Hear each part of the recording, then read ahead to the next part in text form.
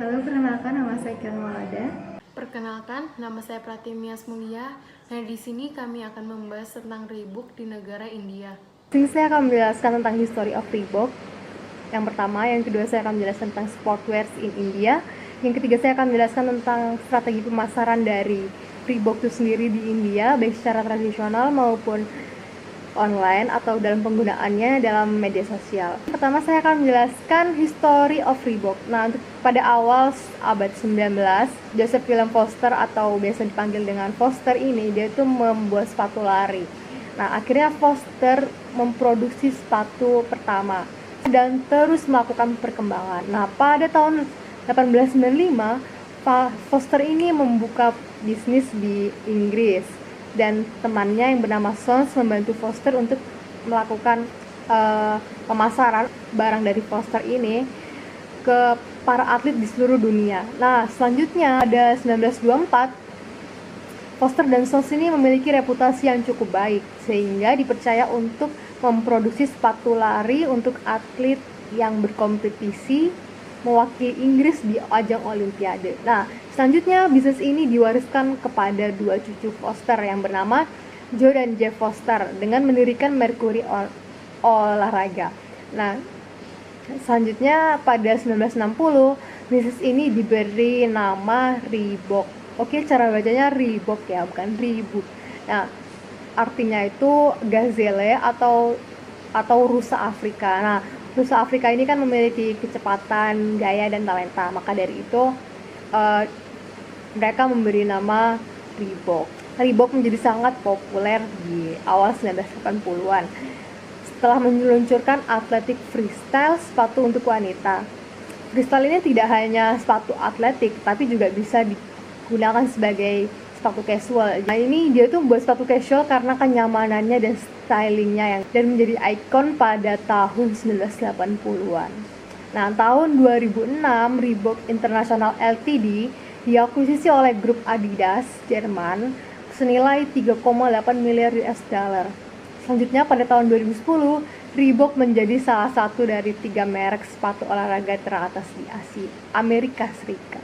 Oke, jadi untuk yang kedua, sportwear in India. Jadi seiring pendapatan per kapita yang meningkat dalam satu negara, pasti adanya perubahan gaya hidup, akan kesadaran pentingnya kesehatan.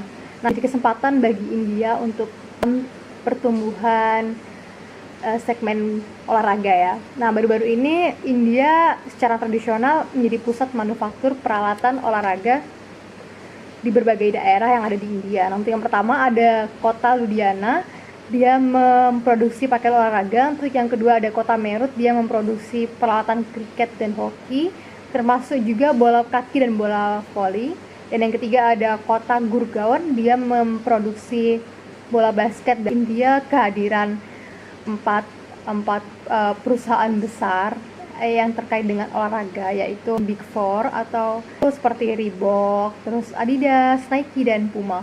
Nah, Reebok dan Adidas ini memasuki pasar India itu untuk pertama kalinya pada tahun 1995, diikuti Nike dan Puma masuk ke India pada tahun 2005. Tetapi terlihat bahwa Reebok yang memasuki pasar India terlebih dahulu, tapi masih mendapat kepercayaan lebih dari konsumennya. Ini terlihat dari Reebok berhasil menjadi market leader di India untuk sektor sportwear.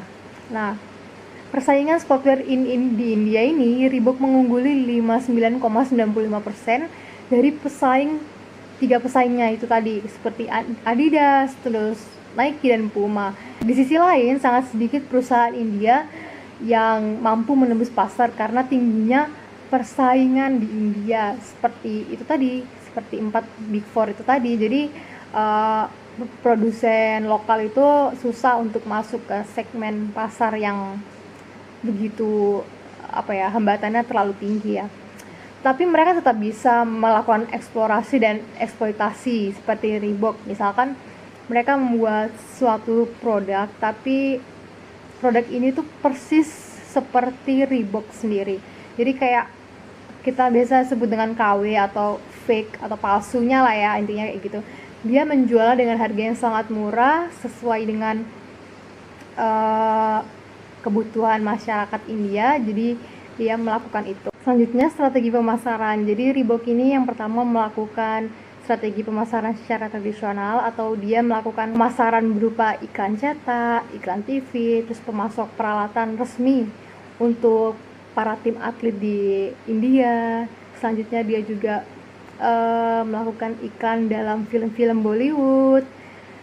Terlebih lagi dia juga melakukan kayak pelukisan di dinding-dinding seperti mural-mural dengan tulisan Reebok begitu di kota-kota India. Dan sangat-sangat efektif bagi Reebok itu sendiri, karena buat konsumen tuh selalu mengingat nama Reebok dalam pikirannya begitu. Hingga detik ini Reebok itu menjadi salah satu sportwear terbesar di India, memasuki dalam dunia digital atau online. Jadi strategi pemasaran dari Reebok itu membuat promise keeper application. Jadi itu seperti isinya tuh tentang olahraga secara umum, dan memberikan berbagai macam informasi produk Reebok sendiri. Nah, pada dasarnya aplikasi ini merupakan alat perencanaan latihan dengan pelacakan GPS. Nah, diluncurkan untuk mempromosikan produk pelatihan ZigPage baru mereka. Dalam strateginya, aplikasi ini mengharuskan pengguna untuk meng-share atau membagikan informasi tentang adanya aplikasi ini pada akun Facebook maupun akun Twitter mereka kepada teman-teman mereka, sehingga lebih banyak lagi pengikut dari Reebok secara online atau secara sosial media. Aplikasi Promise Keeper ini diterima baik oleh penggunanya. 50% pengguna merespons aplikasi Promise Keeper memiliki aplikasi yang positif bagi diri mereka, karena aplikasi ini tuh memotivasi diri untuk melakukan olahraga. Reebok tidak hanya diam di aplikasi itu saja, tetapi dia masih memanfaatkan lagi sosial medianya dengan cara membuat website itsmy.com. Jadi pada tahun 2008, Reebok meluncurkan kampanye jejaring sosial seluler untuk mempromosikan produk yang terbaru, artinya produk Freestyle High. Nah, jadi Freestyle High ini memiliki konsep untuk membiarkan konsumen mendesain sepatu mereka sendiri dan mengirimkannya ke website itsmy.com. Tujuan kampanye ini untuk mengetahui sepatu yang dibutuhkan konsumen, sehingga ini juga membantu strategi dari Reebok sendiri. Gimana sih apa produk yang konsumen inginkan, seperti itu. Kemudian saya akan membahas tentang penentuan posisi merek Reebok. Reebok memasarkan kebugaran sebagai mantra gaya hidup. Reebok selalu lebih menekankan membangun merek mereka seperti yang selalu dirasakan. Merek ada di sini untuk tetap sebagai produk semakin banyak. Reebok memposisikan dirinya sebagai enabler kebugaran di negara ini, melakukan promosi dengan cara bekerja sama dengan olahragawan untuk mendorong mereknya. Reebok juga mensponsori tim sepak bola. Nah, Reebok juga paling terkenal di arena kriket dan yang telah membuat Big terhubung dengan para olahragawan, para atlet, pelari dari India.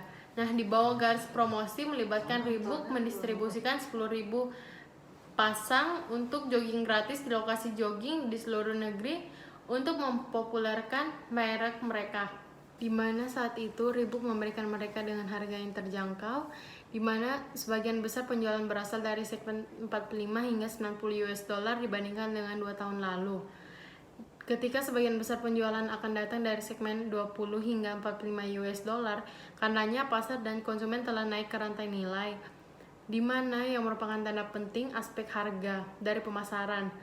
Untuk membawa nama Reebok pada perlengkapan kriket, mereka dengan cara pemasaran gerilya.